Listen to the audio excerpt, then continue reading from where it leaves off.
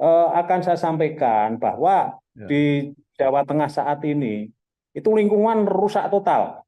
Oh, Rusak total. ya, Kemarin saya telepon Direktur Utama Perum Perhutani Nasional.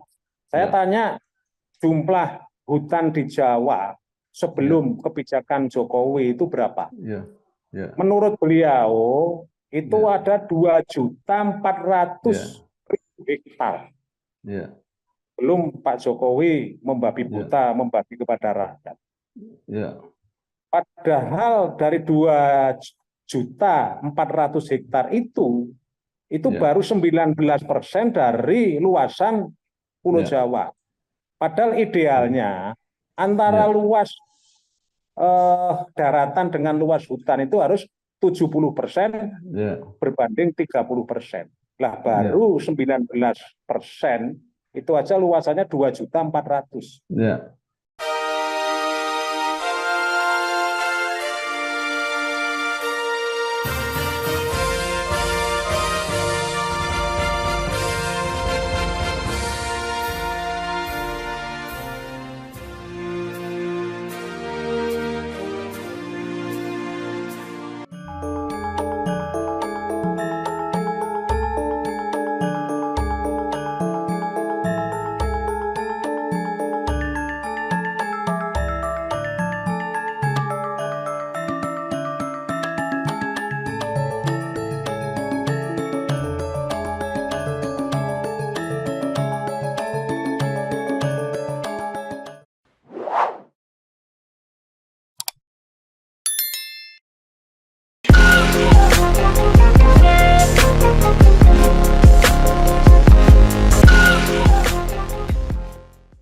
Assalamualaikum warahmatullahi wabarakatuh. Bersama saya Bambang Sadono di Kanal Inspirasi Jawa Tengah. Mudah-mudahan kanal ini selalu bisa memberi inspirasi, motivasi, dan edukasi. Kami sedang mempersiapkan beberapa video wawancara untuk memantau dinamika pilkada serentak, baik di tingkat provinsi maupun kabupaten kota, termasuk pemilihan gubernur dan wakil gubernur Jawa Tengah periode 2024-2029. Saat ini saya sudah bersama dengan salah seorang tokoh di Jawa Tengah, yaitu Bapak Rianta SH. Beliau saat ini adalah anggota DPR RI. Apa kabar Pak Rianta? Alhamdulillah baik, sehat semua Pak Bambang. Iya. Pak Rianta lahir di Sleman 25 Mei 1960, menyelesaikan S1 di Fakultas Hukum Untak 2011. Sebelum terjun di politik adalah seorang anggota Polri dan kemudian menjadi pengacara, pendiri LSM Gerakan Jalan Lurus, kemudian bergabung di PDIP dan menjadi anggota DPR RI sampai saat ini. Nah, Pak Rianta, kalau ada hal yang terlewat yang ingin disampaikan dalam perjalanan hidup maupun perjalanan karir, monggo kami persilahkan. Baik, tentu apa yang sudah disampaikan Pak Bambang sudah cukup banyak, masih kurang lengkap. Ya. Saya ini termasuk manusia yang masa kecil saya kurang bahagia.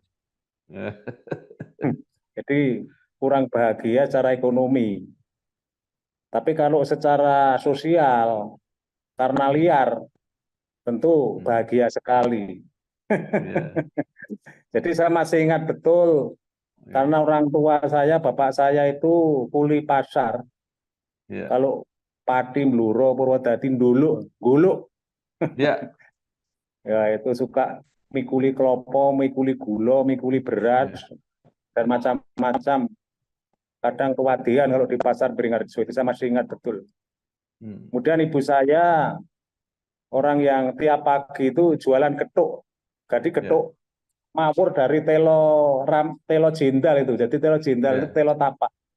Ya. Ketuk putih tanpa ada gula, hanya saya masih ingat betul hanya diberi kelapa. Jadi pekerjaan saya jam 2 sore itu sudah membantu ngoncai telo itu. Ya. Ya. Kemudian saat kecil pun saya jarang makan nasi. Ya makanya ya getuk telo itu saja.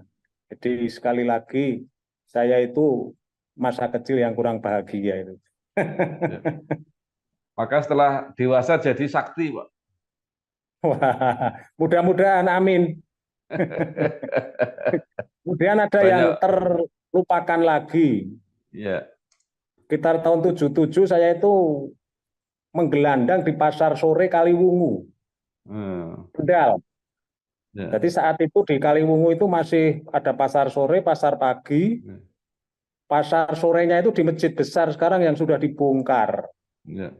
Saya masih ingat betul selama 3 bulan saya tuh tidur di pasar sore Kaliwungu itu. Ya. Jadi beralaskan kerdus-kerdus roti itu dulu saya masih ingat itu. Ya. Kemudian kalau sore saya membantu Pak Suryani, Ya. itu jualan levis bekas, jam bekas, sepatu bekas, apa-apa bekas itu saya masih ingat betul itu. Ya. Jadi betul-betul saya itu masa kecil yang benar-benar kurang bahagia. Lain dengan Pak Bambang. Saya kemarin ketunjungan, Ya. bapaknya juga seorang PNS, jadi lain, sudah cukup. Begitu Pak Bambang.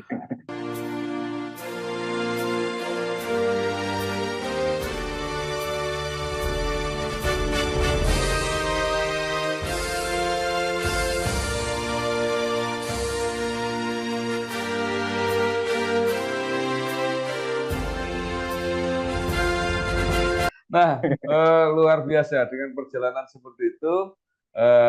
Mungkin nanti Bapak singgung perjalanan sebagai polisi dan sebagai pengacara, sekarang menjadi anggota DPR RI. Apa yang paling mengesankan Pak Rianta ketika menjadi anggota DPR RI? Ya banyak hal yang ternyata Pak Bambang yang lebih duluan menjadi anggota DPR, menjadi anggota DPD, kan sama yang dirasakan Pak Bambang. Apa yang melatar belakangi saya masuk di Senayan sebenarnya saya hanya ingin mewarnai perubahan KUHP dan KUHAP. Ya. Jadi saat itu saya sering berdiskusi di rumahnya Prof. Nyoman. Ya, itu sering. Ya. Mungkin sebulan sekali itu pasti saya sering ke rumah Prof. Nyoman. Gitu. Jadi saya hanya ingin mewarnai KUHP nasional sama KUHAP. Karena selama ini dalam praktek saya walaupun masuk polisi hanya balok 1, kemudian pensiun kopral, tapi selama saya jadi polisi tahun 78, itu saya sudah menangani penyidikan. Jadi tentu penyidikan perkara-perkara tradisional, pencurian ringan, penganiayaan, kadang penipuan, paling kayak begitu. Tapi sebenarnya proses-proses penyidikan atau dalam bahasa kerennya criminal justice system ya paling-paling kayak begitu. Ya. Jadi itu saya alami waktu itu ngetiknya masih pakai mesin tik itu Brother, Olivetti. Ya. Kemudian lampunya itu dulu masih lampu teplok Pak, belum setongkring. Ya. Jadi masih lampu teplok itu. Nah, ya. Kemudian berkembang lampu strongkring, kemudian berkembang pakai yang dipompa itu. Ya, jadi kalau nyidik saya itu juga jagoannya. Jadi kalau bicara pasal 184 KUHAP, alat bukti yang sah itu sangat-sangat ngelotok lah. Itu kira-kira. Kemudian ketika di lembaga perwakilan, banyak hal-hal yang menurut saya di luar apa yang saya bayangkan saat itu. Jadi di lembaga perwakilan itu sesuai dengan fungsinya kan ada 3 fungsi, legislasi, anggaran, sama pengawasan. Fungsi legislasi ya seperti yang disampaikan senior saya Bambang Pacul. Senayan ini Korea semua. Jadi kalau ketua-ketua partai perintah ya siap. Nah itu. Jadi sebenarnya banyak gagasan-gagasan, banyak ide-ide, tapi karena memang ada tata krama politik, tata krama organisasi, ya mau tidak mau kita mengikuti tata krama itu. Tapi sebenarnya banyak hal-hal yang bisa kita laksanakan, khususnya yang berkaitan dengan fungsi-fungsi pengawasan. Seperti, mohon maaf bukan saya pamer ya, jadi dengan latar belakang saya yang begitu nun sewu, ya rada akeh lah, mulai dari polisi, jadi pengusaha kecil-kecilan, jadi aktivis, jadi pengacara, jadi politisi. Jadi fungsi-fungsi kedewanan sebenarnya apa yang kita lakukan bersama, seperti Pak Bambang sebagai seorang jurnalis hebat, itu kan juga sangat-sangat memahami. Jadi kalau yang berkaitan dengan fungsi pengawasan, saat ini saya yang merasa senang, itu banyaknya masyarakat-masyarakat yang merasa terdolimi oleh persoalan tanahnya itu banyak mengadu ke Komisi 2. Nah, kebetulan di Komisi 2 itu yang paling aktif itu ya saya. Karena memang saya yang berkaitan dengan advokasi itu sangat menjiwai, sangat membidangi, dan saya happy itu ketika saya dapat membantu orang-orang yang susah. Ada pengalaman yang menurut saya di luar pikiran manusia. Pada satu saat saya di Taman Makam Pahlawan Kalibata. Saya sering kalau minggu saya ke PMP itu saya berkirim doa, saya putar-putar di makam pahlawan revolusi dan lain-lain termasuk Mas Cahyo, Pak Taufik Kemas. Nah, saat itu habis saya berdoa di pusaranya Pak Taufik, datanglah seorang perempuan. Ya, usianya sudah di atas usia saya. Tiba-tiba mendekati saya di makamnya Pak Taufik. Nah, kebetulan suaminya itu Mayor Jenderal Angkatan Udara, Widi. Ajudannya Pak Habibie. Pak Habibie dulu waktu jadi presiden. Ada persoalan tanah, dia cerita, kalau ngurus sudah 7 tahun itu nggak selesai. Apa yang mendorong beliaunya mau ziarah ke suaminya, kok ketemu saya, kemudian tak bantu, clear tanah yang di Bandung, tanah yang di Bogor, tanah yang di Bekasi, kemudian ini berkembang pada ibu-ibu Warakawuri, itu yang kebetulan suaminya itu juga, mohon maaf, pangkatnya itu bintang-bintang, Pak. Itu juga mengalami nasib yang sama. Kemudian dia berkirim surat, mengirim ke banyak WA tentang kalau beliau menganggap kok bisa ketemu. Jadi dia tidak pernah punya satu pemikiran mau ke makam.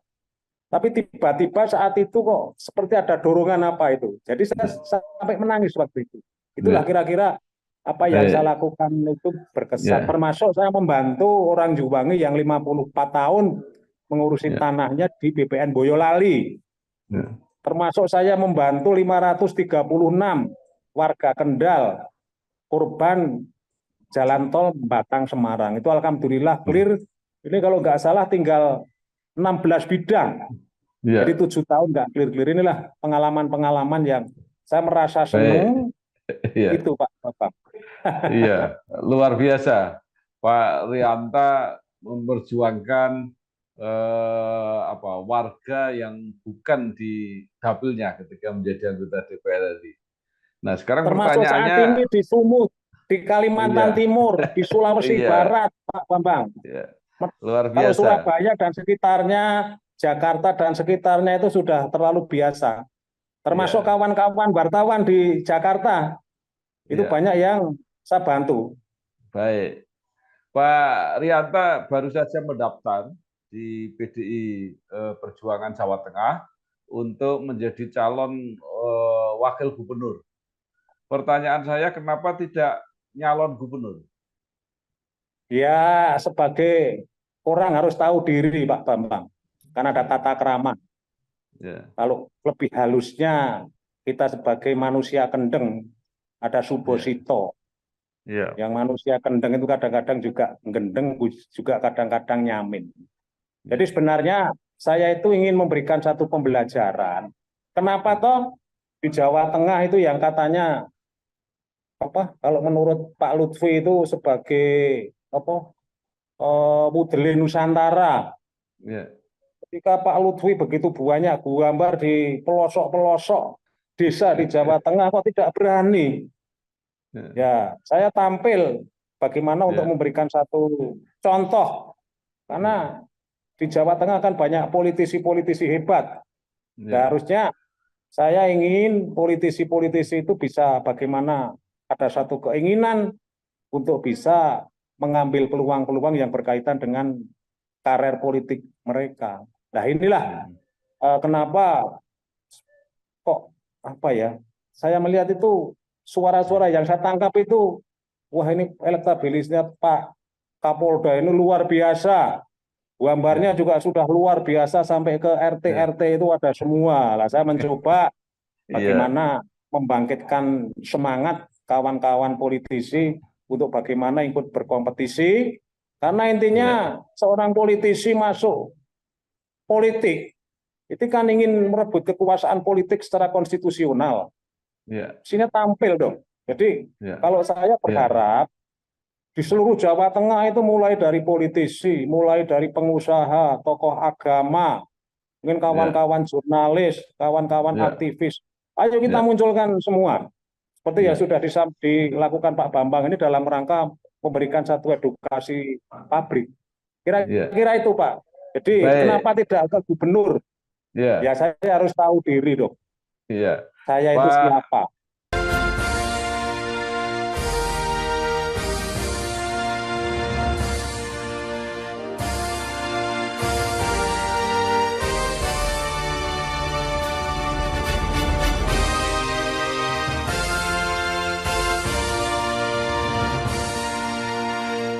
ya, Pak Rianta tahu diri. Nah, berarti di internal PDIP ada yang akan dijagokan menjadi gubernurnya. Nah, siapa, Pak? Saya tidak mau berandai-andai. Jadi yang Iya, namanya politik itu kan dinamikanya kan cepat ya. iya, Ya bisa saja saat ini Pak Rianto itu mencalonkan sebagai calon wakil gubernur.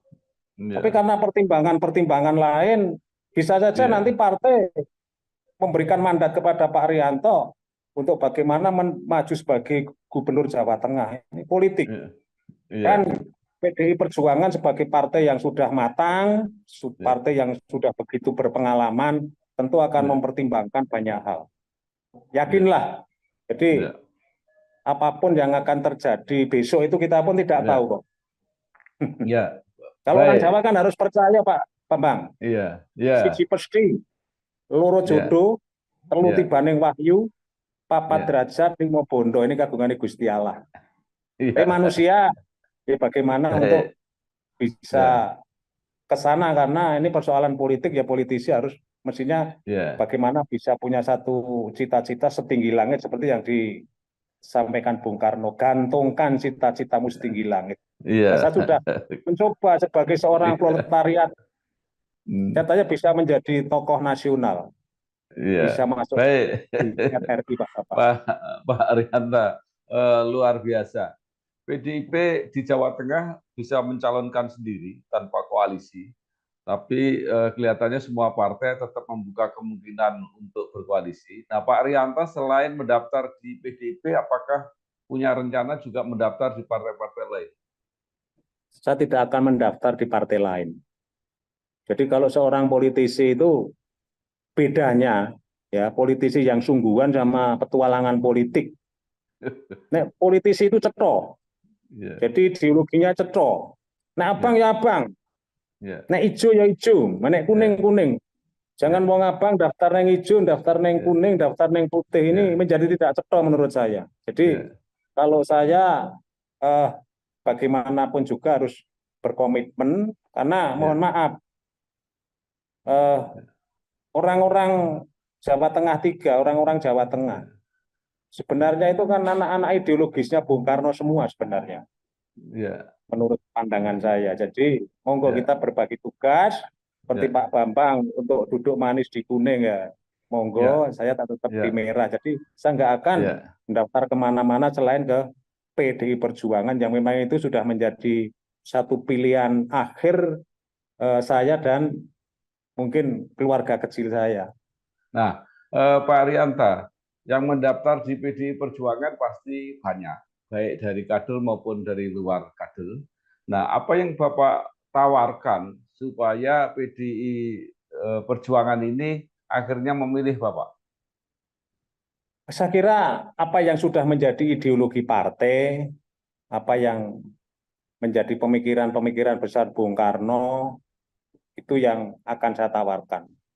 Kemudian juga saat ini isu-isu lingkungan hidup yang memang Ya, PDI Perjuangan sangat konsen terhadap itu, bahkan apa yang pesan yang disampaikan Bu Megawati Soekarno Putri, ini semua kader PDI Perjuangan diharuskan untuk bisa menanam tanaman-tanaman sebagai tanaman pengganti beras.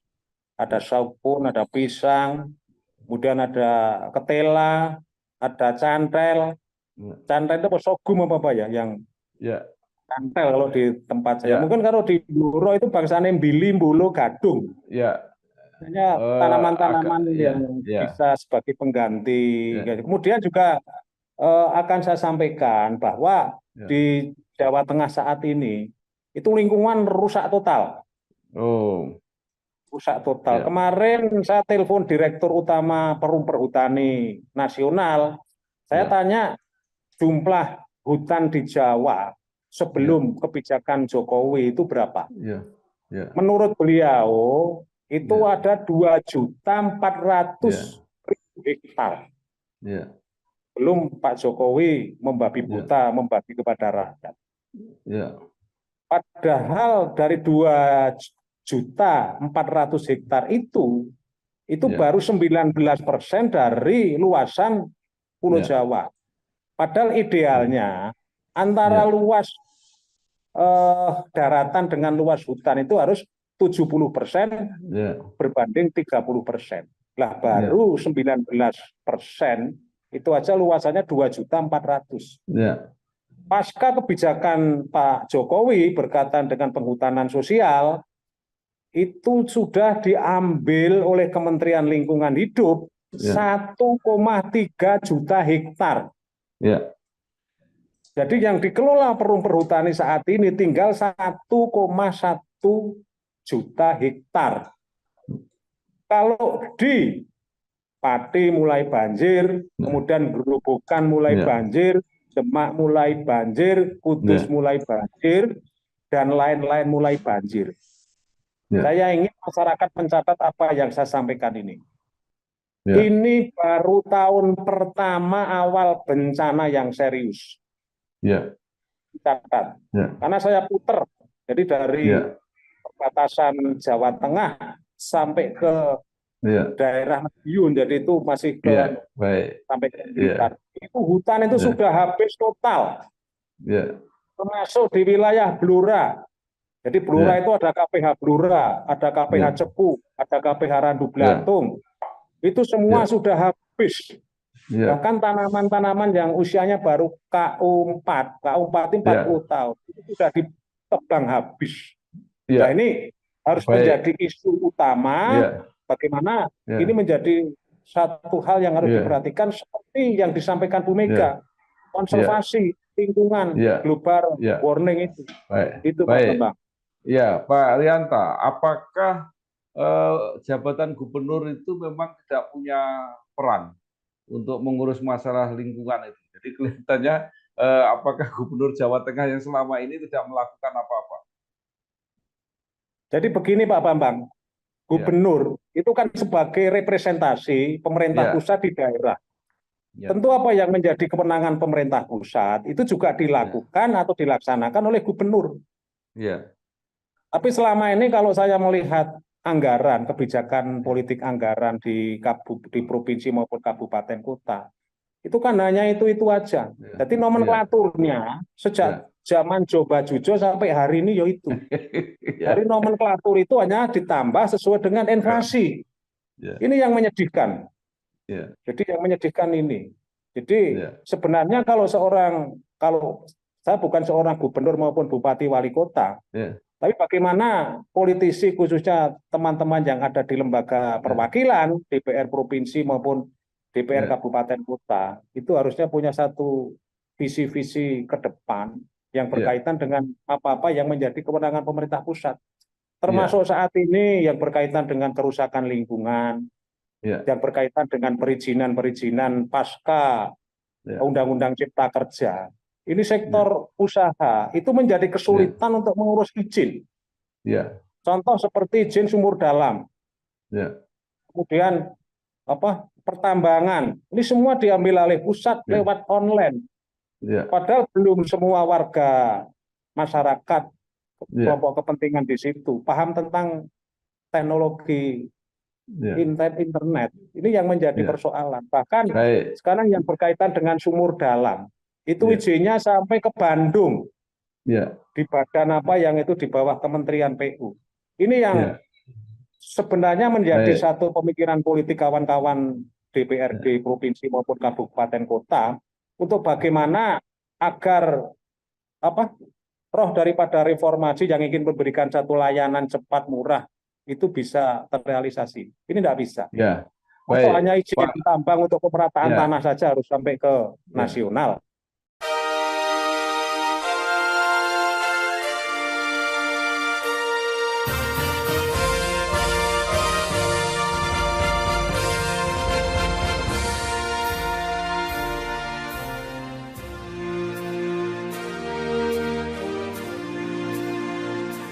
Ya, Itu. Pak Rianta, kalau gubernur-gubernur terdahulu tidak berhasil menghadapi hal-hal yang disebutkan Pak Rianta tadi, apakah gubernur yang akan datang kira-kira punya punya ruang untuk memperjuangkan apa yang dikatakan Pak Rianto? Kalau ruang saya kira banyak toh Pak. Ya. Jadi undang-undang itu kan sudah memberikan amanat. Ya. Pemerintah provinsi atau gubernur dapat membuat peraturan. Kalau perda ya tentu gubernur sama DPRD provinsi. Kalau peraturan gubernur cukup gubernur. Begitu juga ke bawah sampai peraturan kepala desa. Ini kan di setiap undang-undangnya itu kan ada ruang. Seperti pemerintahan desa. Kepala desa dapat membuat peraturan kepala desa dalam rangka untuk mensejahterakan warga masyarakat di wilayah desa itu. Begitu juga bupati, wali kota dapat membuat peraturan bupati maupun wali kota atau bersama DPRD membuat perda dalam rangka mensejahterakan rakyat di wilayahnya termasuk gubernur bersama DPRD-nya. Ruang sudah ada. Tinggal sekarang bagaimana seorang pejabat politik itu punya satu keberian apa enggak. Ruangnya sudah ada diskresi, ada macam-macam. Itu tinggal sekarang kalau seorang politisi itu harus ada keberanian. Jadi kalau saya diberikan satu penugasan, ya mohon maaf, saya bisa melebihi Jokowi maupun Ahok. Oke, luar biasa, Pak Rianta. Pak Rianta akan maju walaupun tadi wakil gubernur, tapi bisa juga siapa tahu diputuskan jadi gubernur. Nah, menurut Pak Rianta, kira-kira yang sekarang melihat yang sudah muncul di permukaan itu siapa saja calon-calon yang potensial di Jawa Tengah? Kalau berbicara siapa saja yang potensial, politisi di Jawa Tengah potensial semua. Jadi jangan sampai hanya menonjolkan Pak Kapolda, jangan hanya Mas Hendy, jangan hanya Pak Daryono, jangan. Ada Pak Bambang Sadono, ada Pak Rianto, ada bupati-bupati, ada wali kota yang lain, ada tokoh-tokoh yang lain. Ini orang-orang hebat semua. Makanya mohon maaf, kalau kita memang sudah memilih satu jalur politik, kita itu harus berani tempur. Ayo semua calon-calon pemimpin cari ruang untuk berdialog. Dialog yang apa adanya, nggak usah dipoles-poles. Angka kemiskinan begini caranya bagaimana, ini omong-omong kosong. Tapi kalau saya sudah membuktikan. Jadi beberapa jaringan yang saya bangun itu sekarang menjadi produktif. Saya tidak hanya ngecap. Saya bangun seperti saya membangun beberapa lembaga pelatihan bahasa Korea, bahasa Jepang, dan sekarang sudah alhamdulillah bisa membantu negara di dalam menyiapkan SDM tenaga kerja migran ini. Kemudian yang lain-lain saya membantu perizinan kawan-kawan, ini sudah saya dorong. Jadi saya berharap kita sebagai politisi itu jangan merasa minder. Kita politisi kita dadaku. Jangan politisi kok malah kagum dengan terus akhirnya nggak berani tampil. Ini menurut saya ini apa yang seperti dilakukan Pak Bambang Sadono membuat podcast ini harus dilanjutkan terus. Ini dalam rangka bagaimana menyiapkan pemimpin-pemimpin masa depan. Menurut saya. Luar biasa. Nah, Pak Rianta, di dalam persaingan di Jawa Tengah ini, mungkinkah koalisi-koalisi yang terjadi dalam Pilpres kemarin akan terulang? Ya, politik itu apa yang tidak mungkin, Pak Bambang? Ya mungkin-mungkin saja. Jadi kalau menurut Ketua Umum saya, bagaimana kerjasama politik, tapi dalam rangka menyelamatkan ideologi bangsa. Jadi sekali lagi, kerjasama politik dalam rangka menyelamatkan ideologi bangsa. Ya tafsirnya kan gampang itu. Mana partai-partai yang memang itu menjadi partai nasionalis. Kalau menurut saya kan sudah nampak tuh, partai mana yang memang berkomitmen dengan NKRI, partai mana yang masih ragu-ragu terhadap Pancasila, partai mana yang masih mempersoalkan, wah ini harus ke Amerika, atau harus ke Cina, atau harus ke India, atau harus ke Jepang, atau mungkin harus ke Israel atau Palestina. Ya, ini kan bagaimana apa yang sudah diamanatkan di konstitusi, khususnya yang berkaitan Indonesia cinta damai, politik luar negeri kita bebas aktif, kemudian keputusan politik di PBB pun sudah memberikan satu ruang bahwa mayoritas negara di dunia ini mendorong agar Palestina merdeka. Ya tinggal dimerdekakan Palestina, kemudian politik bebas aktif kita diaktifkan. Jadi silahkan Presiden untuk bisa berkomunikasi dengan Palestina, dengan Israel, dengan Cina, dengan Amerika, tapi dalam rangka itu tadi. Ya, baik. Kalau dalam ajaran Bung Karno Trisakti itu, jadi berdaulat dalam bidang politik, berdikari dalam bidang ekonomi, dan berkepribadian dalam bidang kebudayaan. Ini sudah dilakukan saja lah, nggak usah malu-malu.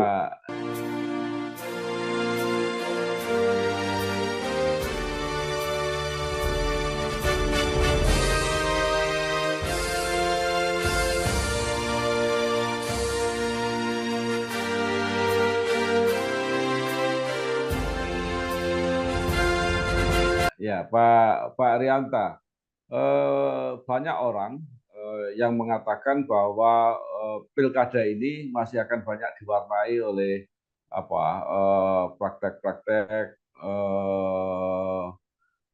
transaksional, pragmatisme,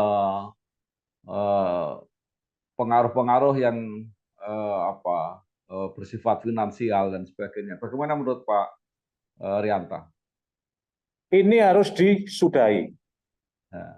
Jadi caranya bagaimana? Ya ada satu komitmen dari politisi-politisi untuk bagaimana tidak masuk pada ranah-ranah itu.